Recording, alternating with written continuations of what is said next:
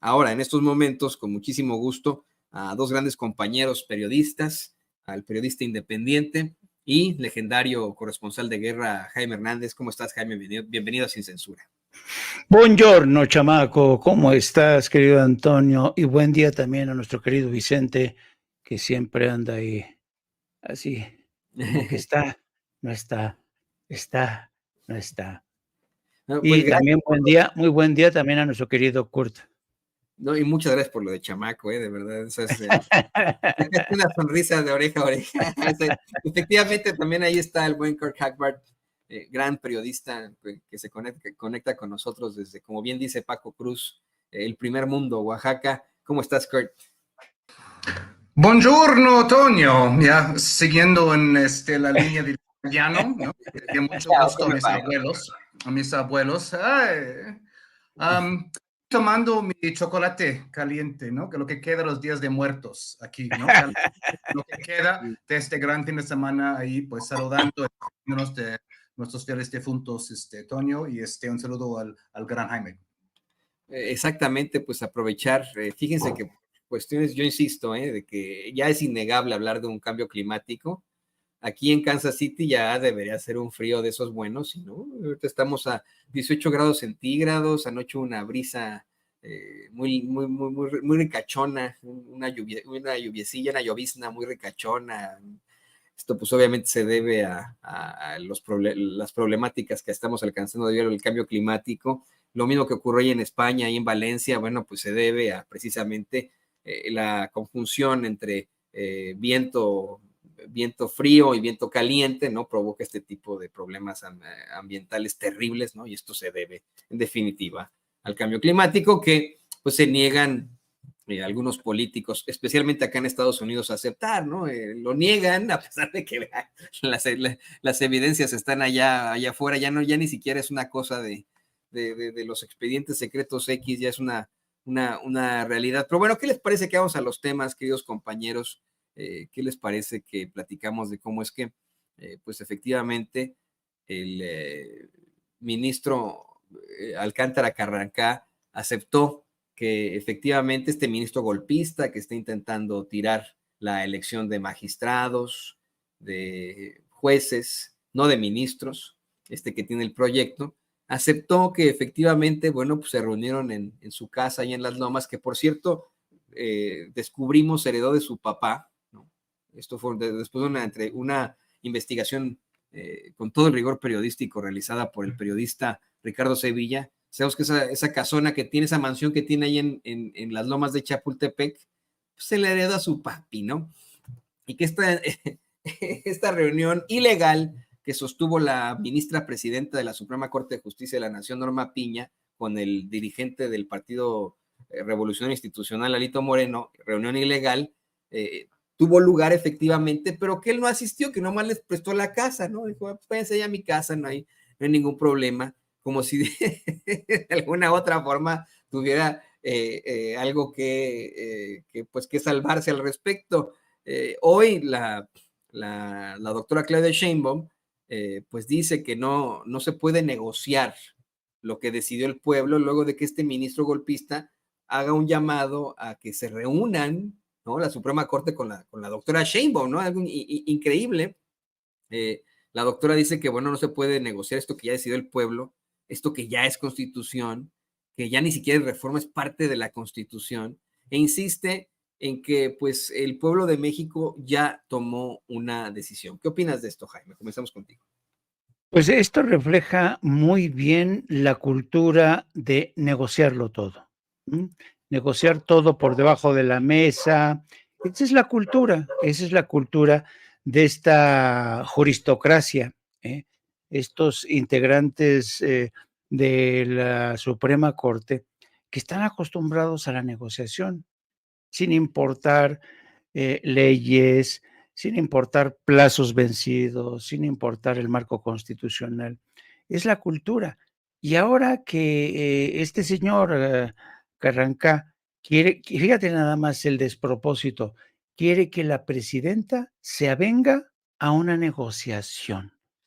Y con justa razón la presidenta le dice, a ver, negociar con quién yo qué tengo que ver en este cuento, porque aquí quien decidió los cambios a la Constitución fue el constituyente permanente, el Congreso de la Unión, las 2/3 de la Cámara de Diputados, las 2/3 de la Cámara de Senadores y la mayoría de los congresos estatales, ¿no? Ese es el Congreso, el constituyente permanente, y yo solamente me dediqué a publicar esto en el boletín oficial de la Federación.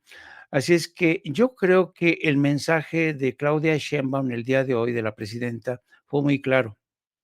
No se va a mover, no se va a mover y ni ella ni el poder legislativo, ya Gerardo Fernández Noroña adelantó que ellos están preparados para que los 8 magistrados, empezando por Alcántara Carrancá, los condenen al fuego eterno. Pero no va a pasar nada, no va a pasar nada, porque no tienen la ley ni la Constitución de su lado. Entonces, esto realmente es, pero qué descaro, de Alcántara Carrancá, echar mano de esta frase: "Vamos a negociar". Es decir, ahí te das cuenta, ¿no? Cómo Ricardo Salinas Pliego negociaba con Luis María Aguilar: "Oye, vamos a negociar, hermano, méteme en tu cajoncito, ahí que duerme el sueño de los justos, mi deuda multimillonaria con el SAT, vamos a negociar". Y francamente, esto es vergonzoso, ¿no? Pero te da la medida de hasta qué punto estos, miembros de la Suprema Corte están dispuestos a todos. Ahora, dicen las fuerzas vivas de la magistratura, porque ya sabes que tienen todo un ejército que los respalda, miembros, todos ellos del aparato judicial, que no se van a achantar, van a seguir adelante. Ya algunos hablan del día de mañana como el día D, en el que 8 magistrados, 8 héroes de la patria, según dicen ellos, van a plantarle cara al poder político, a la dictadora, así dicen, Claudia Sheinbaum, como si quien decidió este cambio fuera la presidenta y por un capricho. No, quien decidió este cambio fue la mayoría de los ciudadanos que votaron el pasado 2 de junio.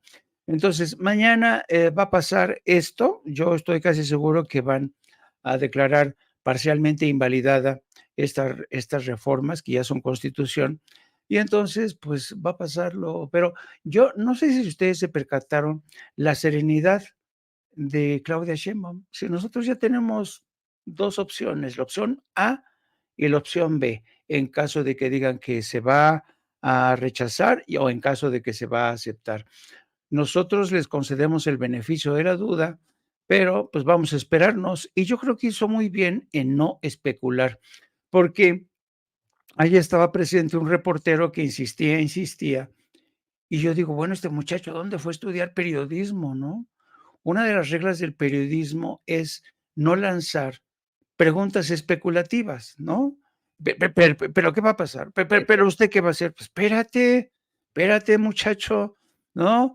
Yo creo que deberían de estar prohibidas las preguntas de corte especulativo, que no llevan a ningún lado y solamente buscan lanzar, buscapiés a Claudia Sheinbaum, pero ya sabemos cómo es, Claudia Sheinbaum, tuvo un buen mentor, las ve venir, y yo creo que estuvo excelente la respuesta. O sea, y además, esta idea de que todo el mundo ya habla y habla de la famosa crisis constitucional, pues yo no la veo por ningún lado. Pero la ruta que van a seguir estas gentes es la siguiente.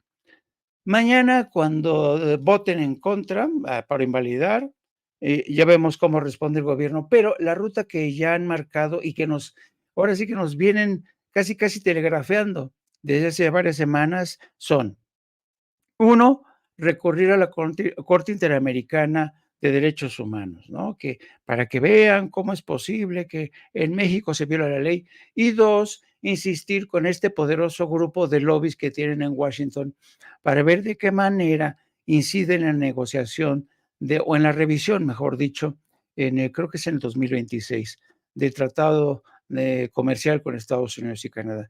Pero nada más, nada más.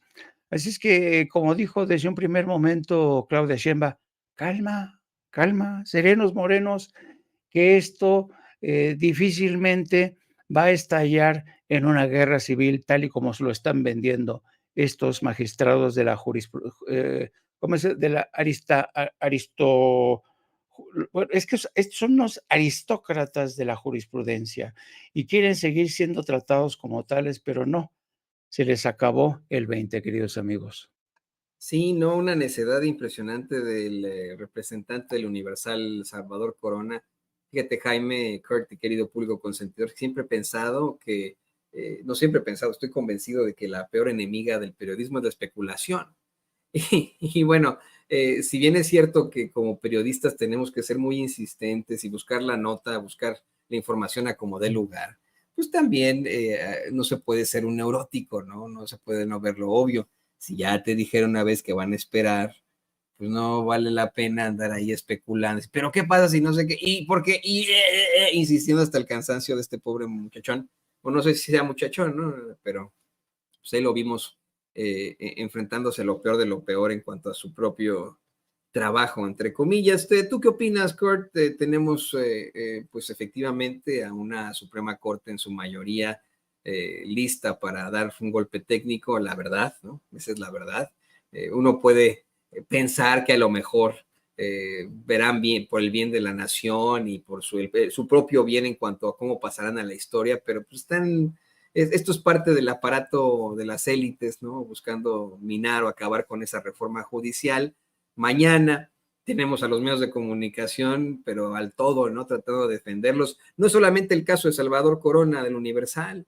No sé si ya escucharon ahí a Enrique Acevedo, el cuate este que es la nueva jeta de la fábrica de la mierda Televisa, ¿no? Que se pone ahí a pelear con Doña por los privilegios de los ministros de Suprema Corte de Justicia. Para él sí es muy importante que estos ministros se vayan con camionetones de 6 millones de pesos y que se lleven ahí a una, disculpe usted que lo diga así, pero es lo que se llevan, una servidumbre de asistentes, choferes y etcétera, ¿no? Eso por un lado, una Azucena Uresti que está duro y dale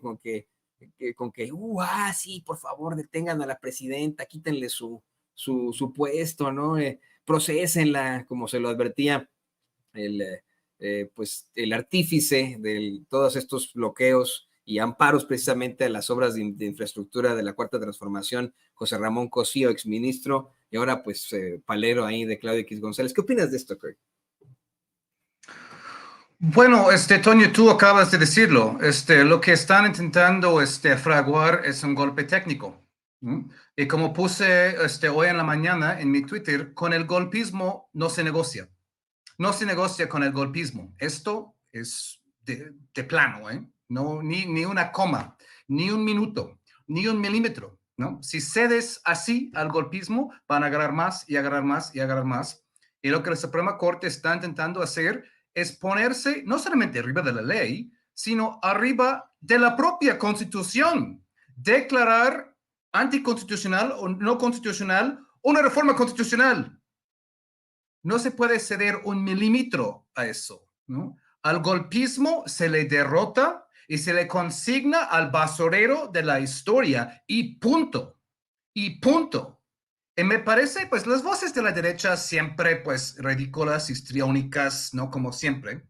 Me parece incluso más peligroso varias voces provenientes del buenondismo intentando decir, ay, bueno, es una propuesta interesante, ay, bueno, es una posible salida, ¿no? No, no, es una tentativa de golpe, es una tentativa muy torpe de golpe, es una tentativa destinada a fracasar, pero no por eso menos golpismo, ¿no? Y con esto no hay negociación posible. La presidenta tiene toda la razón. Toda la razón. Y esto, pues, solamente, pues, se reafirmó con la nueva reforma constitucional que hace incluso más claro que no se puede usar este tipo de amparo para ir contra la Constitución, además del hecho obvio de que los partidos políticos ni siquiera tienen personalidad jurídica para poner petición, queja en primer lugar. Entonces, todo eso es una farsa, Antonio. Es una farsa que ni siquiera debieran haber admitido esto en primer lugar,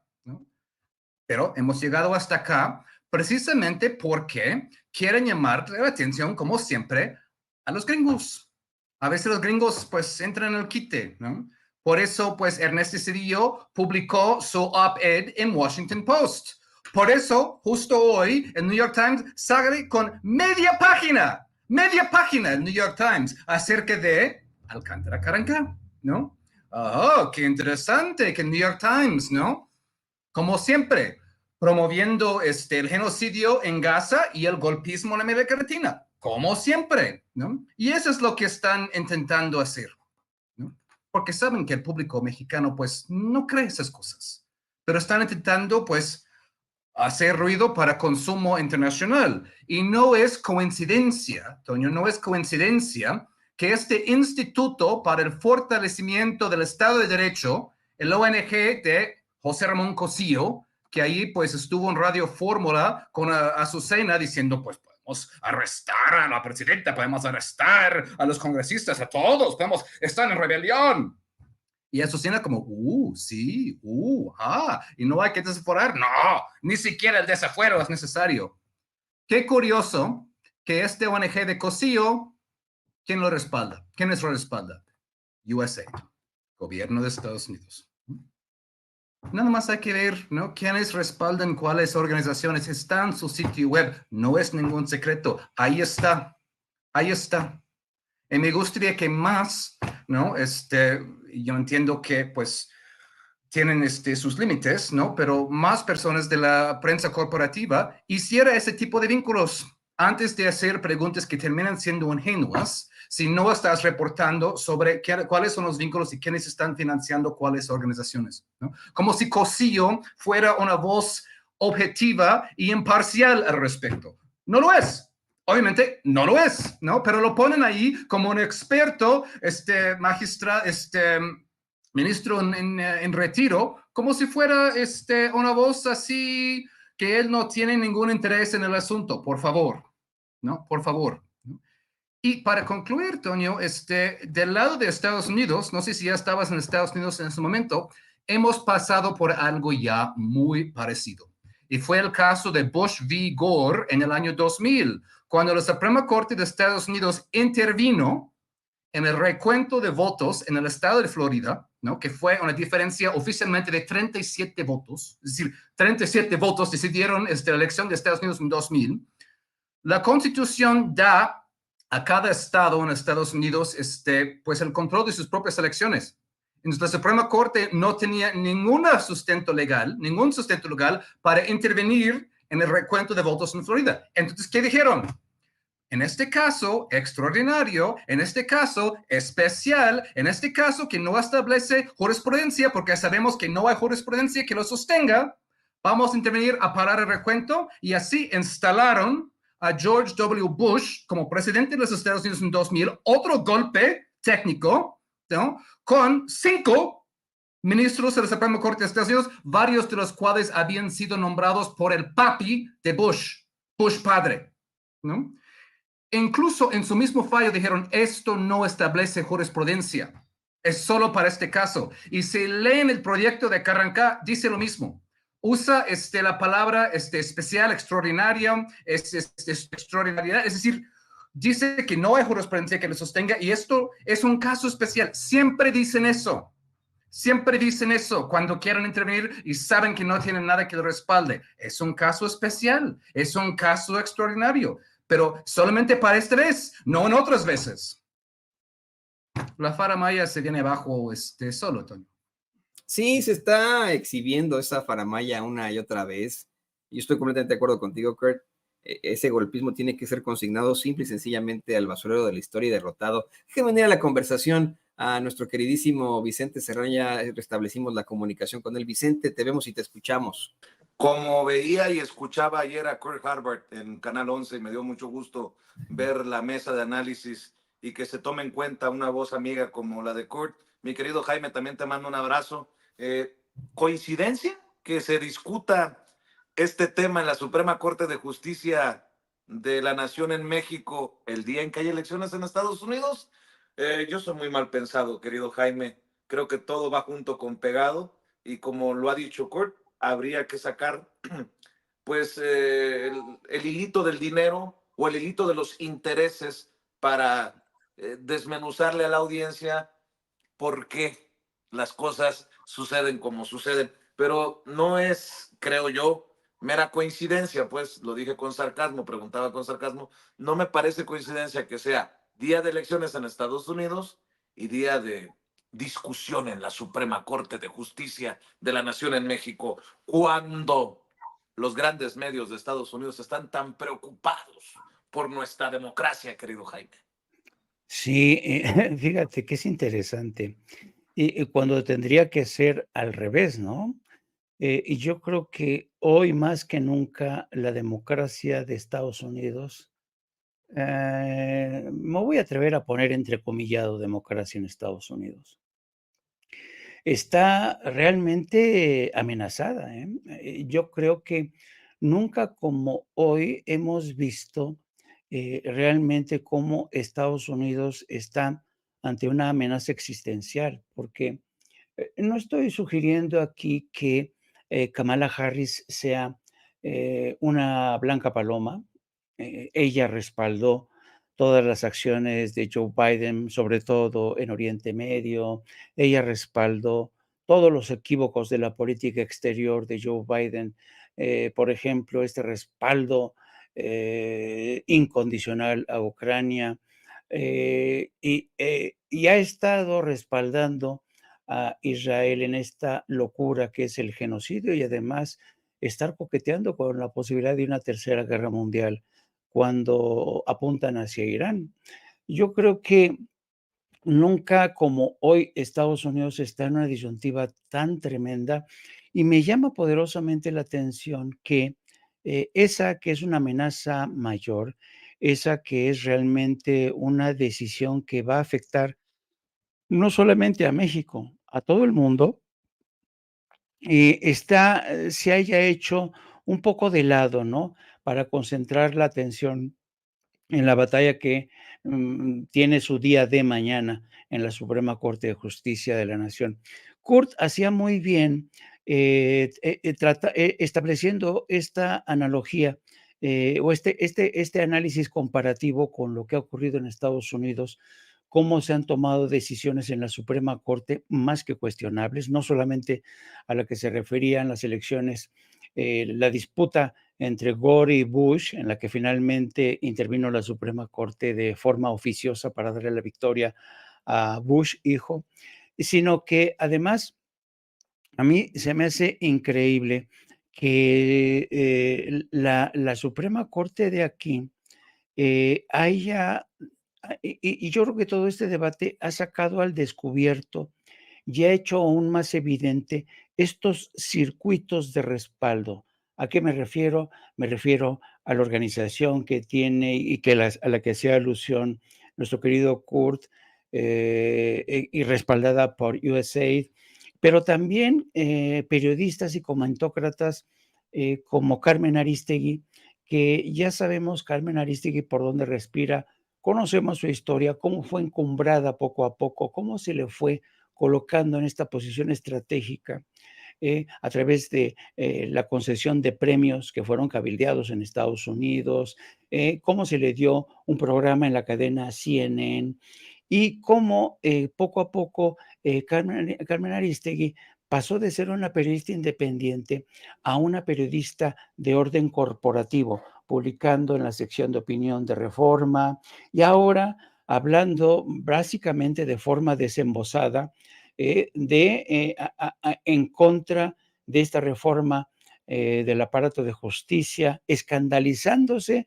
Hoy, por ejemplo, estaba escandalizada de que la presidenta haya presentado en la mañanera un video que produjo Presidencia efectivamente para presentar realmente quién ha sido Ernesto Zedillo, quien por otro lado hoy publican en esta página del Washington Post. Y entonces yo creo que por primera vez en mucho tiempo, todas estas fuerzas que han seguido operando a favor no solamente de esta juristocracia instalada en la Suprema Corte, sino también los grandes poderes corporativos que encarnan Claudio X González, todo esto, ya sabemos quiénes son los protagonistas claves de todo esto, ¿no? su activismo, sobre todo el de Claudio X González, se dejaron descubierto. Todo el movimiento, claro, ha tenido una intensa labor, la labor prácticamente de Andrés Manuel López Obrador de ir desenmascarando todo este conjunto de protagonistas que lo que han intentado y siguen intentando es que México se olvide de su soberanía. Porque ese es el tema que distingue a los neoconservadores. Para los neoconservadores no existen ni soberanías ni fronteras cuando se trata de defender sus intereses, ¿no? En este caso, petróleo, energía eléctrica, litio. No existen para ellos fronteras ni soberanías, ¿no? Y claro, la mejor forma de hacer trampa, pues hacerse con el control del aparato judicial, porque ellos saben que el aparato judicial siempre va a tener la última palabra, ¿no? Entonces, este ha sido realmente una embestida y además ha contado con la colaboración entusiasta de partidos políticos como el PRI y el PAN. Yo estaba leyendo un libro fascinante, fascinante este fin de semana, que habla de la evolución en este proceso de secularización de las sociedades y hace un análisis muy interesante de cómo las iglesias de antaño se reconvirtieron y de alguna manera se transformaron en los partidos políticos de hoy, ¿no? Y claro, esto encaja perfectamente en el Partido Acción Nacional y también en el PRI, que aunque ellos renieguen de ello, aunque ellos digan que no, que ellos son jacobinos, que ellos son laicos, son más mochos que nada. Entonces, te das cuenta que todo este poder conservador es un condensado, ¿no? Del PRI, el PAN, la jurisprudencia, todos estos valores conservadores que le siguen haciendo el caldo gordo a estos intereses corporativos de Estados Unidos. Así es que va a ser muy interesante el día de mañana en ambos sentidos, hacia ambos lados de la frontera, porque ya estamos viendo cómo están preparando el terreno, porque mañana va a haber una gran manifestación frente a la Suprema Corte de Justicia. Se van a desgreñar ahí, van a lanzar con todo, van a ir a tratar de ir a Palacio Nacional y vamos a tener desde primera hora de mañana el espectáculo más incierto en la historia democrática de Estados Unidos, donde nadie sabe a ciencia cierta quién se va a alzar con la victoria. Es posible, yo he dicho que no conozcamos quién va a ser el ganador, sino hasta después de varias horas, mañana difícilmente. Estaba viendo los últimos análisis, hay un ambiente de optimismo en el seno del Partido Demócrata. Parece ser que las cosas están mejorando en las encuestas, pero yo realmente no me fío nunca me fío de las encuestas, porque ya sabemos que las encuestas suelen mentir, pero miren, a juzgar, porque hoy, el día de hoy va a estar Kamala Harris en Pensilvania. No, es un cierre de campaña que va a estar, fíjense bien, va a estar en Filadelfia, va a estar con Oprah Winfrey, Lady Gaga, Ricky Martin. Va a incluir a los grandes artistas, personalidades, influencers. Va a estar Alejandra Ocasio-Cortez acompañándola también, gente de la comunidad de Puerto Rico y Katy Perry. Entonces va a ser vamos a hacer un cierre de campaña apoteósico, con la esperanza precisamente de recuperar todo el terreno de cara a la cita electoral de mañana. A su vez, Donald Trump va a estar en Carolina del Norte. No, él no tiene, no va a estar con muchos personajes. El candidato a vicepresidente del Partido Demócrata, Tim Walz, va a estar en Milwaukee, va a estar con Bon Jovi, en fin, tienen un menú hoy espectacular los demócratas, de cierres de campaña. Vamos a ver si estos cierres espectaculares contribuyen en algo a animar al electorado. Ha habido incluso en el curso de las últimas horas llamados desesperados de miembros de la comunidad musulmana, por ejemplo, en Michigan, en donde los más, digamos, los que tienen en claro que ambos partidos han traicionado a la comunidad musulmana, pero algunos de ellos dicen, miren, no se trata aquí de hacer campaña a favor de Harris, se trata simple y sencillamente de apostar por el menos peor. Fíjate en qué disyuntiva están dejando la comunidad musulmana de estados como Michigan. Así es que yo creo que las próximas horas van a ser interesantes, fascinantes, querido Vicente, querido Kurt, hacia ambos lados de la frontera y, como decía Tintán, que cada quien agarre su veladora. Así es, y va a ser muy interesante porque mientras pintan una preocupación desde Estados Unidos por la democracia en México, pues hay muchos que señalan que si regresa Donald Trump a la presidencia, a la Casa Blanca, veríamos el peor lado de Donald Trump, rayando en lo fascista, Kurt, porque iría contra sus oponentes, contra sus contrincantes, iría contra los inmigrantes, pero en fin, ante esto estamos. Kurt, escucho tus comentarios. Bueno, es como esta famosa maldición china, ¿no? Que viven en tiempos interesantes. Pues estamos bendecidos o maldecidos de vivir en tiempos interesantes y estos 2 días pues lo van a hacer definitivamente a los 2 lados de la frontera. Seguramente vamos a estar aquí pues comentándolas, ¿no? Con el empeño de siempre. Pues algunos comentarios para complementar la exposición muy completa y elocuente de Jaime. Una cosa que quería decir anoche justo en el canal 11, que no tuve tiempo porque los enlaces se extendieron, muy interesantes, por cierto, es que desde los medios corporativos muchas veces lo plantean el asunto de la siguiente manera, ¿no? ¿Cuál candidato va a ser mejor o peor para México? ¿Trump o Harris? ¿Cuál candidato nos va a tratar mejor o peor? Y creo que esa es la manera equivocada de enmarcar el asunto, ¿no? Justamente Jaime habló del asunto de soberanía y de eso se trata esto, ¿no? Es decir, la pregunta debería ser, ¿qué tiene que hacer México para seguir en su camino de soberanía, para poder resistir, ¿no? Y poder tratar con el gobierno que sea que entre en Estados Unidos, ¿no? Porque esta idea de quién nos va a tratar mejor o peor es una idea fundamentalmente pasiva de ver el asunto, como si México no tuviera agencia en el asunto, ¿no? Es tampoco la misma manera de un poco estar pasivamente esperando el nuevo golpe de la prensa estadounidense, ¿no? El nuevo ataque mediático, el nuevo, pues, la nueva ronda de mentiras, como hemos visto, como narcopresidente, narco eso, narco el otro, la nueva embestida de las agencias de inteligencia, como si México no pudiera responder, tener réplica o hacer sus propias investigaciones acerca de los escándalos de allá, ¿no? Entonces, todo esto es parte de ir cambiando una manera de tratar esos asuntos bilaterales que desafortunadamente han rayado en ciertos casos en una pasividad ante lo que va a pasar allá, ¿no? Como si México no tuviera una voz fuerte en esta relación bilateral, ¿no?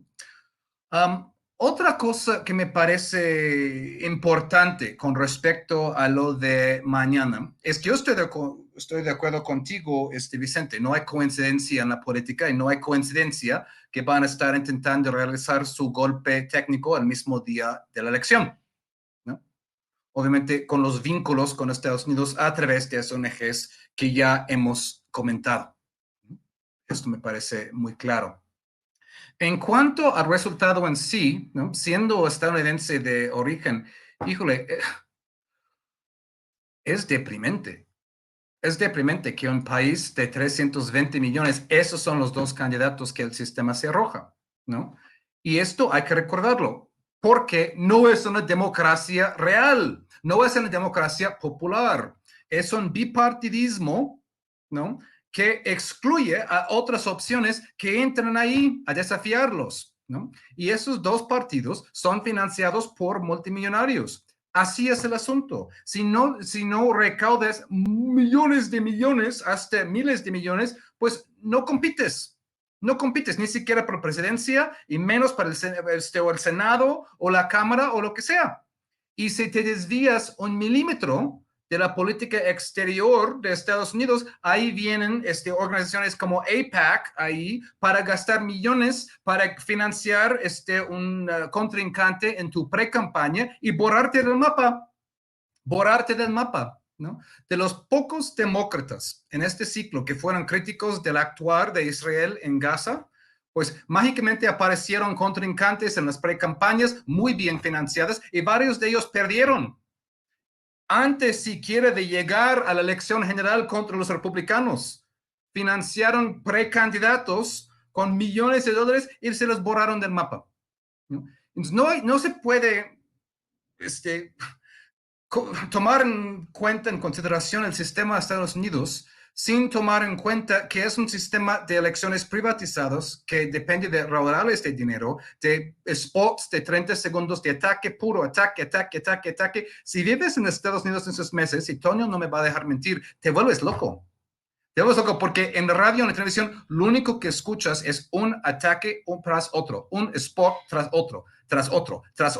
Y es un discurso tan repetitivo y de tan baja calidad que terminas pues casi enloqueciéndote o nada más dejas de hacer caso a eso por tu propia salud mental.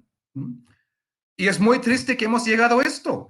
Miren la pobre elección de los árabes estadounidenses, ¿no? Votar por alguien protofascista como Trump, ¿no? Como bien has dicho, Vicente, ¿no? Que parece que si él gana, va a sacar lo peor de él. Está hablando de deportaciones en masa. Está hablando de, pues, dar con todo con ICE para ir a hacer, pues, ir con todo como si no tuvieran poder ya suficiente. Ir con todo contra indocumentados, ¿no? Está hablando de, pues, bombardeos de México. Está hablando de cosas bárbaras en la frontera. Pues meeting en Nueva York lleno de odio, ¿no? Estas cosas como de Puerto Rico es una isla flotante de basura y que los latinos hacen muchos bebés y luego cuando son criticados, nada más dicen, ay, pues son chistes, ¿no? Como muy a lo Chimel, ¿no? Ah, son chistes. ¿No puedes aguantar un chiste? Es interesante que los chistes siempre son en contra de las minorías, ¿no? Siempre van en un sentido esos chistes, ¿no? Entonces, un Trump desatado con esta gente horrible, ¿no? Con la que Trump llenaría su gobierno. Gente reciclada del gobierno de Reagan, del gobierno de Bush, hijo, ¿no? Gente que fraguó los peores crímenes en Centroamérica, ¿no? Gente que, pues, ideó la guerra contra Irak. Gente que ahora quiere invadir Irán, ¿no? Y llevar el mundo a la tercera guerra mundial, ¿no? Esta es la perspectiva con Trump y da miedo. Pero Kamala Harris ha tenido meses para desmarcarse de la política genocida de Joe Biden en Medio Oriente y no lo ha hecho. No lo ha hecho nada. ¿No? Estados Unidos ha financiado 73% de las armas y del dinero a Israel, que está propiciando este masacre sin límites y sin parar en Gaza, que ahora se ha extendido al Líbano. ¿No? Y también hay muchos libaneses estadounidenses que votan en estados clave como Michigan. Y Harris no les ha dado nada. A los estudiantes que pues arriesgaron sus estancias en las universidades para protestar, nada. Un cerrazón total. Y hemos visto esta película antes. Vimos esta película en 68, cuando Lyndon Johnson, por su impopularidad respecto a la guerra de Vietnam, decidió no buscar la reelección. Entonces, el candidato demócrata era el vicepresidente Hubert Humphrey, tal como Kamala Harris es la vicepresidenta ahora, ¿no? Y justamente, pues, Humphrey no pudo deslindarse de la política de guerra y crueldad en Vietnam. Hasta la semana antes intentó decir, ahora, estamos a favor de un cese al fuego, cosa que Harris ni siquiera ha podido decir. ¿Y qué pasó? Humphrey perdió así, por un pelito, a Richard Nixon, que terminó escalando la guerra en Vietnam e incluso extendiendo la guerra a Camboya, ¿no? Ahí con resultados devastadores que condujo al Khmer Rouge. Entonces es muy triste que el Partido Demócrata no ha aprendido nada de la historia. Esa no es historia tan lejana. Hay mucha gente viva hoy que vivió esta película ya, ¿no? Y bueno, para concluir, porque creo que vamos a tener tiempo entre hoy y mañana para ahondar más en esto, ¿no? En esos días tan cargados. Va a depender de lo que se llama en inglés the get out the vote operation, los operativos de sacar los votantes de las casillas, ¿no? Que pues llamadas, mensajes de texto van puerta a puerta tocando, has votado, incluso en los Estados Unidos es legal llevar a la gente a las casillas, es decir, dar ride a la gente a las casillas. En México es ilegal, en Estados Unidos es legal esto. Entonces, incluso los partidos pues van casa por casa a ofrecer rides, ¿no? Hacia las casillas, nosotros te llevamos a las casillas. Y es curioso que Trump, siendo pues el tipo de persona que es, básicamente hizo outsourcing de Get Out the Vote Operation a Elon Musk, a las organizaciones de Elon Musk. Entonces, básicamente Elon Musk, el hombre más rico del mundo y una persona muy nefasta, tiene el control del operativo Get Out the Vote para los republicanos, ¿no? Y hay reportes que pues no lo han hecho muy bien, porque lo que han hecho es embolsar el dinero, pero realmente que su operación de terreno no está tan bien organizado. Ese es el problema cuando haces outsourcing de algo, ¿no? No sabes cómo va a salir, ¿no? Es decir, no es el partido que lo está haciendo, es Elon Musk que se está encargando de eso. Eso debería dar miedo a cualquiera. Y sospecho que los demócratas, porque tienen obviamente mucha experiencia, y sobre todo en estos estados claves, van a tener un mejor operativo de Get Out the Vote, ¿no? Un mejor operativo terrestre, y eso los va a ayudar. El problema es hasta qué punto son acertadas las encuestas, ¿no? En 2016 vimos el fenómeno del votante Trump, que no quería admitir que era votante de Trump, entonces engañó a los encuestadores. Yo creo que este fenómeno es menos este año porque Trump ya es un fenómeno pues ya tiene 8 años en el escenario. Entonces hay menos gente que tiene este miedo de admitir que votan Trump. E incluso ahora hemos visto algo del contrario. El votante Harris tímido, sobre todo de mujeres que tienen mucho miedo de la postura republicana acerca del aborto.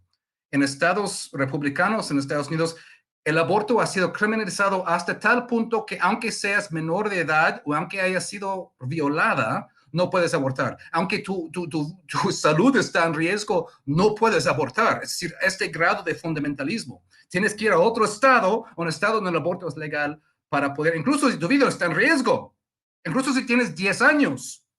Entonces hay este segmento de mujeres, sobre todo, que no quieren admitir, tal vez incluso frente a sus esposos, que votan Harris, pero están tan ultrajadas por la postura republicana sobre el tema aborto que van a terminar votando Harris y demócratas mañana. Así es, y regresando al tema de México, mientras leía estas declaraciones de el ministro González Alcántara Carrancá de que sí prestó su casa, pero él no estaba cuando se reunió Norma Piña y Alito. O sea, sí era mi casa, pero créanme, yo nomás la presté. Bueno, también leo que desde el INE están pidiendo 13,000 millones de pesos para la elección del próximo año de jueces, ministros y magistrados, mi querido Jaime, algo que pues no llega a aceptar la presidenta de México, Claudia Sheinbaum, porque a todas luces a cualquier mexicano con un poquito de sentido común le parecería una barbaridad de dinero, un océano de dinero, pero bueno, ante estas polémicas, llegamos a este lunes 4, martes 5 de noviembre, Jaime. Sí, y fíjate que es interesante el pronunciamiento de la presidenta que dice, bueno, se me hace extraño porque esos 13,000, poco más de 13,000, cuando ya habían dicho que con 7,000 se podía organizar, ¿no? Estas elecciones. Y se ha dicho que el dinero va a salir de los fideicomisos, pero aún así, es decir, ya sabemos que a la administración de estos gobiernos de la 4T, lo que no les gusta es dilapidar recursos. Pero fíjate que Es que es el tema que tiene el INE, que enfrenta a Guadalupe Tadei, una revuelta interna de 6 consejeros. De verdad, yo creo que el INE tiene todavía una suerte de problemas que están relacionados con la herencia que dejó tras de sí Lorenzo Córdoba, y por eso mismo hay la impresión de que existe cierta disfuncionalidad y sobre todo cierta tendencia a dejarse llevar por las cuentas alegres, ¿no? ¿Qué es lo que hacía Lorenzo Córdoba? Nos consta cómo el INE bajo la administración de Lorenzo Córdoba no se despechaba con la cuchara grande, ¿no? Contrataban asesores, tenían todo seguro médico, no, tenían una caja de ahorro, compraban parque automotriz, hasta de motocicletas Harley. Entonces, yo creo que esa cultura todavía no termina de salirse del INE, y yo creo que hizo bien la presidenta en hacerles esta llamada de atención, ¿no? Decirles, a ver, estamos hablando de unas elecciones que no contemplan el financiamiento de los partidos políticos, no son tan complicadas como las pasadas elecciones. Así es que yo creo que fue una llamada de atención para que el INE vuelva a hacer sus cuentas, revise sus cuentas, porque no puede ser que la democracia en México, que siempre fue la queja, estos aparatos impresionantes, estos costos para financiar partidos políticos, es decir, son realmente gastos excesivos, realmente, y eso ya no puede permitirse, ya no nos lo podemos permitir en un país en la que poco a poco está tratando de reconstruir a partir de criterios más austeros. At Granger, we're for the ones who pay attention to every little detail, the ones who fuss, tinker, and sweat the small stuff. Because you know the tiniest thing can make the biggest difference when it comes to keeping business moving. We get it. We're the same way, offering access to product experts to help you quickly and easily find what you need. So whatever your industry, you know you're always getting professional grade products. Call, click Grainger.com, or just stop by. Grainger, for the ones who get it done. ¿No? Que se quedó casi en una quinta parte de lo que se gastaba antes con Enrique Peña Nieto. O sea, es posible, no solamente es factible, es posible y además es necesario seguir ahorrando, seguir racionalizando los recursos, porque yo creo que hay ya conciencia de todos los ciudadanos de que las cosas se pueden hacer bien con recursos racionales, bien fundamentados. Así es que yo creo que estuvo bien y además porque el país lo necesita una economía saneada, donde haya transparencia, donde haya mejor gestión de los recursos, porque se requieren, ya no disponemos de, digamos, porque con Andrés Manuel López Obrador, a pesar de la crisis de la pandemia, Andrés Manuel tuvo esta buena idea de meter en cintura a toda la gente que endeudaba al SAT, ¿no? Pero bueno, esa parte pues ya quedó invertida y muy bien invertida en infraestructura, en pensiones. Entonces, Claudia Sheinbaum tiene ahora que racionalizar, tiene que vigilar muy bien en qué se gasta el presupuesto, y la elección de jueces y magistrados, yo creo que demanda de un gasto racional, porque no puede ser que sigamos haciendo las cuentas alegres para darnos un sistema judicial que se tiene que caracterizar precisamente por ser más austero y más a la altura de las necesidades del pueblo mexicano. Y que es absolutamente necesario que sí sea. Yo estoy verdaderamente compungido, es la palabra. Estoy anonadado al ver cómo se van a ir esos ministros de Suprema Corte con esta serie de privilegios impresionantes. Yo creo que no tienen, pero para nada, los justices, los jueces acá en Estados Unidos. Para cerrar, ¿qué opinas tú de todo esto, Kurt? Brevemente, Toño, y me gusta mucho ese término de cuentas alegres, ¿no? Muy acertado, ¿no? Pues, por un lado, es importante que estas elecciones de jueces se hagan bien, porque es la primera vez que se va a hacer y el foco va a estar encima, ¿no? Y va a haber muchas personas que van a augurar un fracaso no anunciado para, pues, cuestionar toda la reforma judicial, ¿no? Esta es una lección del tipo que México, pues, no se ha hecho. La Constitución de 1857 tenía una versión de elección de jueces, pero no era directa. Es la primera vez que haya una elección directa de jueces en México y hay que hacerla bien, ¿no? Hay que hacerlo bien, ¿no? Eso es fundamental que no haya errores ni mala gestión en esto. Y para hacerlo bien hay que dedicar los recursos necesarios. Es decir, este no es un lugar donde se debe de escatimar, ¿no? Hay que hacerlo bien, con la información necesaria, con los espacios en público necesario para que los candidatos tengan sus espacios en público, que haya foros, ¿no? Que los ciudadanos tengan la información necesaria para hacer una decisión informada, ¿no? Es muy importante esto. Que no se metan obviamente los partidos políticos, que sea realmente apartidista, ¿no? Que la boleta sea comprensible, que las casillas, que todo este proceso funcione, ¿no? Es fundamental esto, ¿no? Porque hay muchas personas que quieren ver que esto fracase, ¿no? Y que están abogando por qué fracase. Entonces hay que hacerlo bien y si hace falta, pues el dinero para hacerlo. Eso dicho, pues nadie está a favor de despilfarrar dinero, ¿no? Y yo creo que hay desafortunadamente una larga tradición en México de gastos onerosos excesivos desde arriba, ¿no? Es decir, migajas para el pueblo, para gastos onerosos. Hemos visto ese tipo de paquete de retiro, su haber de retiro, escandaloso, ofensivo, con el que se va a pensionar los ministros de la Suprema Corte, realmente ofensivo. Entonces, sí, Andrés Manuel mostró que se puede hacer mucho más con mucho menos. Y creo que incluso en esta petición ahí hay cosas que me parecen excesivos, bonos por carga de trabajo y cosas así, ¿no? Hay que revisar bien. Pero hay que gastar en lo necesario para que esta elección no sea un fracaso, porque, repito, hay mucha gente que quiere que sea un caos el día de la elección de jueces y hay que evitar eso a todo costo.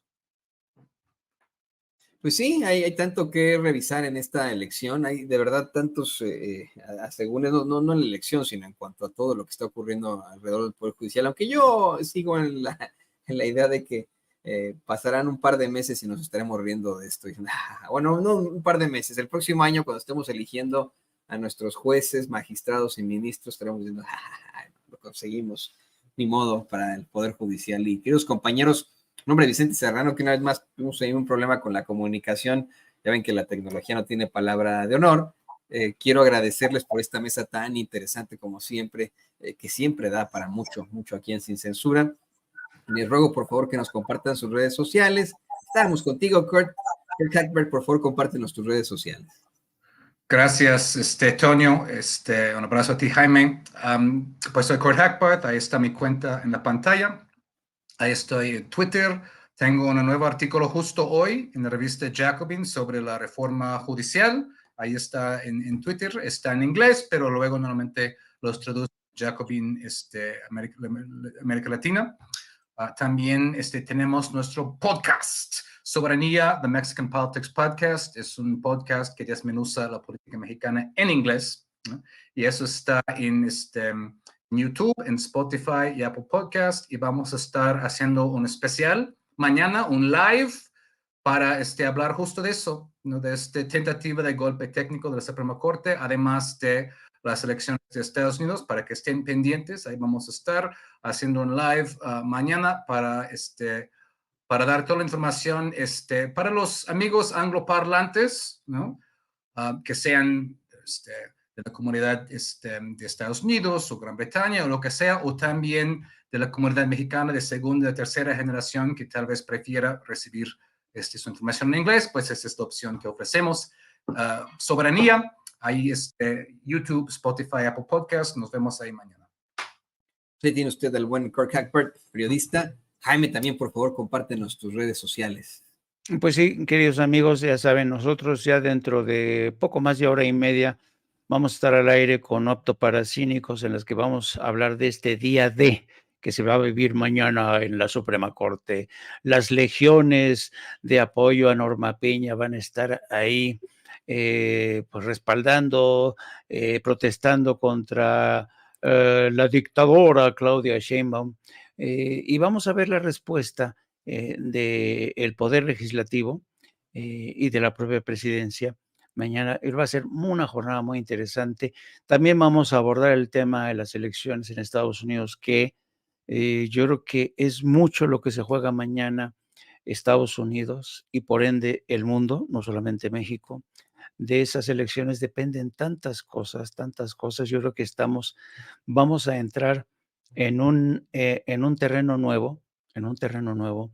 Y claro, tenemos que estar pendientes de lo que ocurre. Vamos a estar hoy y mañana también cubriendo y pasado mañana viendo también con más certeza seguramente sobre hacia dónde apuntan los resultados de estas elecciones en Estados Unidos.